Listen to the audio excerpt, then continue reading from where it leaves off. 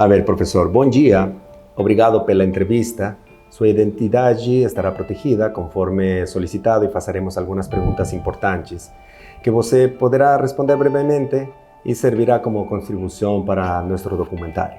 Okay. Pode utilizar a minha identidade, até eu autorizo, meu nome, o site, a identificação da casa, inclusive na própria, nas postagens e no site consta o meu nome, né? Eu só gostaria de ficar claro que o foco não é a minha identidade, a minha pessoa, mas o trabalho que a gente realiza. Todo é legal. Isso, todo a casa é formada por mais de 20 voluntários e é o trabalho individual, a contribuição de cada um que faz o trabalho possível. Excelente, maestro. Qual é seu nome e sobrenome? Meu nome é Flávio Alexandre Alves Gama. Excelente. Quando começou você a fazer estas terapias? Eu comecei na verdade, o Instituto, né, começou em 2020, né, em setembro de 2020. Antes disso, eu ajudei a fundar outras casas, ajudei outros irmãos a criarem outras casas. E em 2020 eu senti que eu poderia criar uma casa com esse perfil, porque eu acredito que ela atende a necessidade de uma gama de pessoas que procuram uma espiritualidade, um autoconhecimento, um ambiente confortável, mas não luxuoso, um ambiente seguro, né? Com uma medicina segura e não uma medicina que fosse simplesmente comprada pela internet, hora de um feitor, hora de outro feitor, o que acaba expondo os buscadores a riscos de medicinas que sofrem adulteração, que é uma ação de grande absurdo que algumas pessoas acabam fazendo. E a maneira como a gente faz aqui, a gente garante que as pessoas possam ter acesso a esse trabalho, né, de uma forma segura. Maravilhoso. Agora, vamos com a primeira pergunta, maestro. Como você acha que a ayahuasca pode gerar bem-estar nas pessoas sem que esse uso transforme em abuso? Certo. Bom, em primeiro lugar, quimicamente, né, já foi comprovado que ela não causa dependência química. Que bom. Ela não causa dependência química porque ela acaba não causando o que se diz no abuso de substâncias, né, a fissura, né, aquela vontade de se utilizar. Isso já é o primeiro ponto. Agora ela acaba se diferenciando das drogas recreativas por 3 pontos que são bastante chaves, né? O primeiro ponto, né? As drogas recreativas apresentam toxicidade. Então elas apresentam algo tóxico para o corpo, mesmo usando com uma certa moderação, né? No outro dia a pessoa sente os efeitos de ter utilizado algo nocivo. A ayahuasca ela não apresenta essa toxicidade, inclusive em estudos já foi comprovado que ela é capaz de fazer neurogênese. Algumas reações do corpo, como com a nossa medicina menos comum, mas ainda assim é relacionado à ayahuasca, processo de limpeza, né? É benéfico para o corpo, então coloca muita toxina, muitas questões emocionais também para fora. Então, o primeiro ponto é essa questão que ela não é tóxica para o corpo, principalmente na dosagem adequada. O outro aspecto, né, que diferencia das drogas recreativas é que as drogas recreativas elas danificam as relações sociais das pessoas, né? Então, no trabalho, os amigos, a família, né? Todo o relacionamento com essas pessoas fica prejudicado, né? A ayahuasca não, ela sana essas relações. Então, melhora as relações. Então, o que acontece? Se a pessoa ela era já tóxica com a família devido ao seu abuso de substâncias, quando ela passa a utilizar a medicina e para com as drogas, né, ela consegue ir com o tempo e sanando esse relacionamento. Se ela sofre de um processo abusivo, seja num relacionamento amoroso ou com relacionamento com a família, ela também consegue colocar muitas vezes um espaço, um ponto de parada, né? Chega, né? Então, ou seja, ela sana essas relações sociais da pessoa.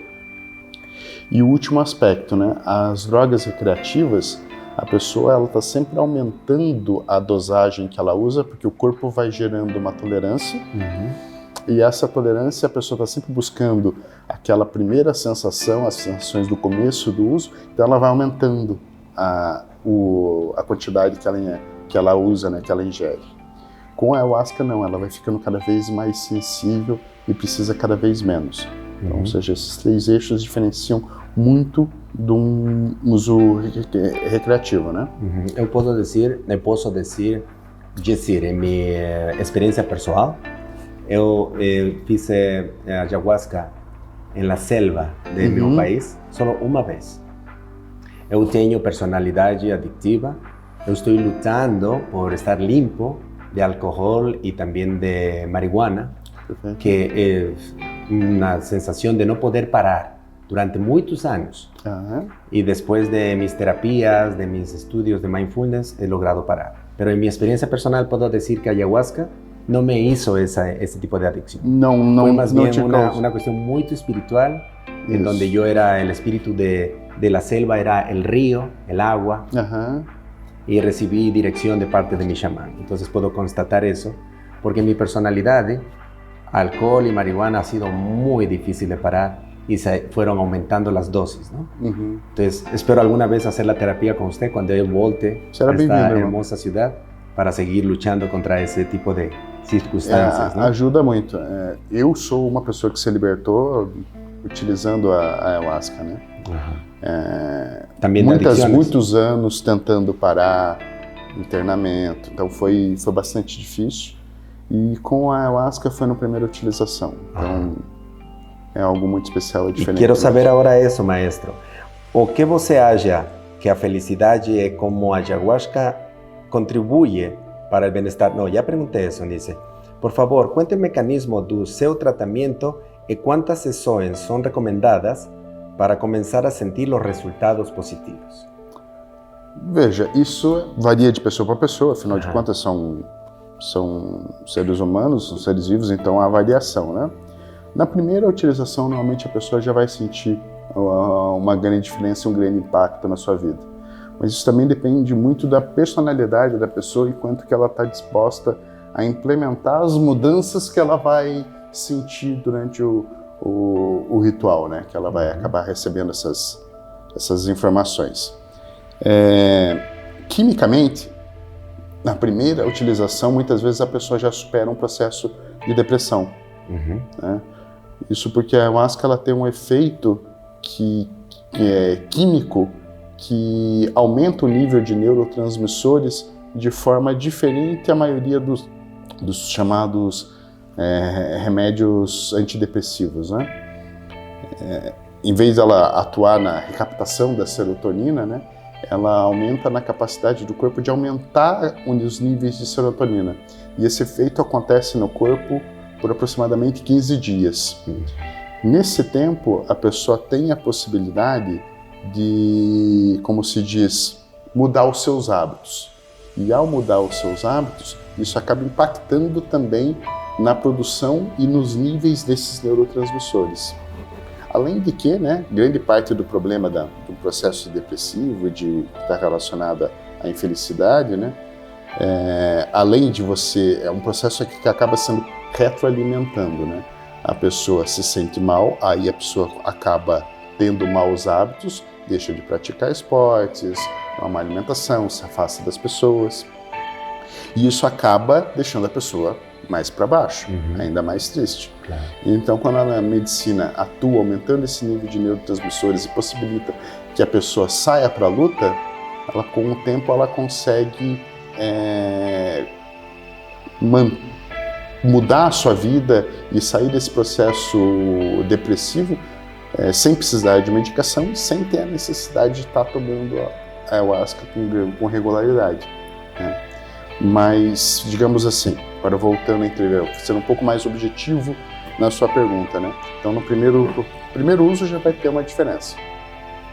E espero que você até tenha notado na sua experiência que tem uma diferença nos dias subsequentes à medicina, não é só o ritual. Mas, por exemplo, se for para uma superação de um vício, né? De uma medicina, de um abuso de uma substância, eu aconselho durante um mês, consagre-se semanalmente, no segundo mês, terceiro mês, quinzenalmente, e daí a pessoa começa a andar pelas próprias pernas e consagra em momentos de dificuldade, quando está precisando de uma iluminação, de um reforço no seu espírito, né? Mas no geral a pessoa pode estar liberta. E daí as pessoas que querem daí caminhar num caminho xamânico, mais místico, né? Aí podem consagrar com alguma regularidade, que daí eu, do meu ponto de vista, eu aconselho quinzenalmente, mensalmente ou a cada alguns meses, né? Para que a medicina também não se torne uma muleta na vida da pessoa. Sempre que a pessoa não está conseguindo enfrentar algum aspecto da sua vida, preciso da ayahuasca. Não precisa ser assim. Sí, no con regularidad, pero cuando sea preciso, si entre momentos de ansiedad, de depresión nuevamente, pode servir. Agora, tem algumas casas, igrejas, que as pessoas começam a consagrar semanalmente. Eu acho que daí acaba, quimicamente não se entorpece, tal, mas a pessoa acaba ficando meio apagada, muito fora da vida cotidiana. Eu acho que não é o melhor caminho. Yo veo en su templo una mezcla de símbolos del cristianismo a través de la Biblia, del budismo también, veo el cuenco tibetano. Parece que usted hace una comunión energética de algunas doctrinas, ¿verdad? Sim, veja, Lo que me parece bonito. Sim, a casa é universalista. Então a gente atende cristãos, muçulmanos, judeus, que mais? Indianos já frequentaram a casa. A minha orientação é cristã, né? E eu tenho uma questão meio forte com evitar, como se diz, a idolatria. Então, no nosso altar ali, nós temos a Bíblia, que eu acredito que é um manual para se viver bem. Los salmos, aí vi aberto los salmos. Isso. ¿No? Com mensagens positivos. Um irmão derramou óleo, um irmãozinho derramou óleo na Bíblia recentemente, precisamos adquirir uma outra, até peço perdão. Mas se você observar, os outros são elementos de decoração muito pontuais na casa, mas eles não estão no nosso altar. Né? Excelente. Maestro, ahora una última pregunta importante, que es el tema que estamos haciendo nosotros. ¿Por qué usted piensa que es importante la salud mental en las personas, a saúde mental en las pessoas? Porque eu acho que é importante a saúde mental das pessoas. Bom, com a saúde mental a gente vai conseguir fazer uma boa caminhada aqui nessa experienciação aqui na Terra, né? Tudo que a gente está sendo exposto atualmente aqui na humanidade é um desafio, né? Cada geração tem o seu desafio, não quero comparar o nosso desafio com as gerações pós-Segunda Guerra, né? Eu acredito que talvez com quem viveu a Segunda Guerra, a Primeira Guerra, ou quem está vivendo uma situação de guerra hoje mesmo, né? Mas a gente tem o nosso desafio também, né? Essa questão do bombardeio de informações, essa exigência agora da sociedade por uma perfeição, né, moral, né? Se você não for perfeito moralmente, precisamos de cancelar. Essa é uma religião muito inquisitiva, lembra da Inquisição, né? Além de outros aspectos, né, a pressão pelo sucesso profissional, num tempo em que não é tão fácil quanto era antigamente, né? Não que antigamente fosse fácil, mas está ainda mais difícil, a concorrência é ainda maior. Então, e as famílias também não têm a estrutura que tinham antigamente, né? Em alguns aspectos isso é bom, porque muitas vezes essa família era muito... acabava atrapalhando o desenvolvimento da pessoa, porque tentava encaixar todas as pessoas dentro de formas, né? Mas por outro lado as famílias se apoiavam mais também. Então se ganhou por um lado uma liberdade, mas se perdeu grande parte do apoio de antigamente, né? E as pessoas estão tendo que procurar um autoconhecimento, inclusive, que antes não era talvez necessário, né? Talvez fosse necessário, mas não tão tão possível quanto é hoje. Hoje as informações estão acessíveis a todo mundo, né? Formação mais objetiva, mais técnica. Mas, de qualquer forma, esse apoio dos amigos, de família, as pessoas estão mais longe, né? Isso foi um dos impactos das redes sociais, né? Todo mundo, a gente, a partir do Orkut, né? Começou a encontrar amigos de infância de 10, 20, 30 anos atrás. E depois, com o WhatsApp, todo mundo a uma mensagem, a uma ligação de distância, mas as pessoas não conversam mais como antigamente.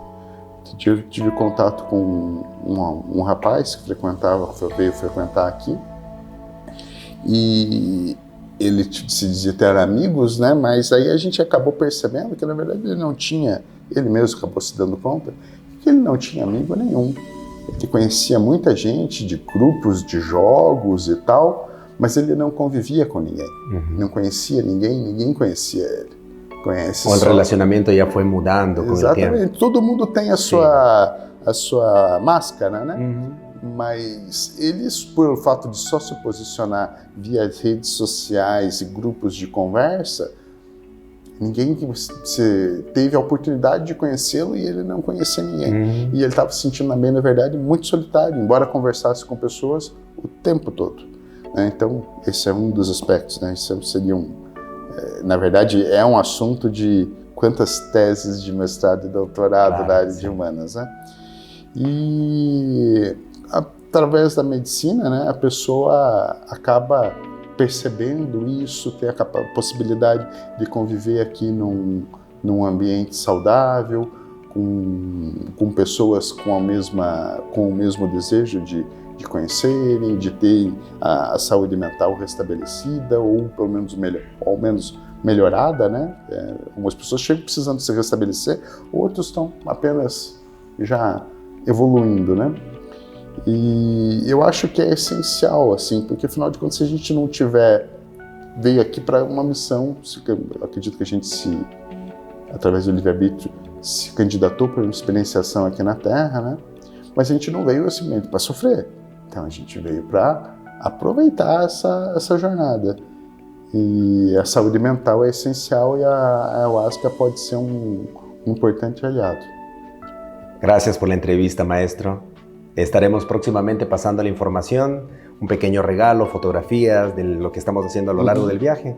Y esperamos también que usted nos colabore con ciertos videos, links de sus páginas y con eso poder enriquecer más esta entrevista, ¿sí? Gracias a Dios que ha dejado de ser un tabú. Hoy en día ya esta cuestión de salud mental luego de la pandemia, estamos atreviéndonos a hacer más ampliamente este tipo de reportajes.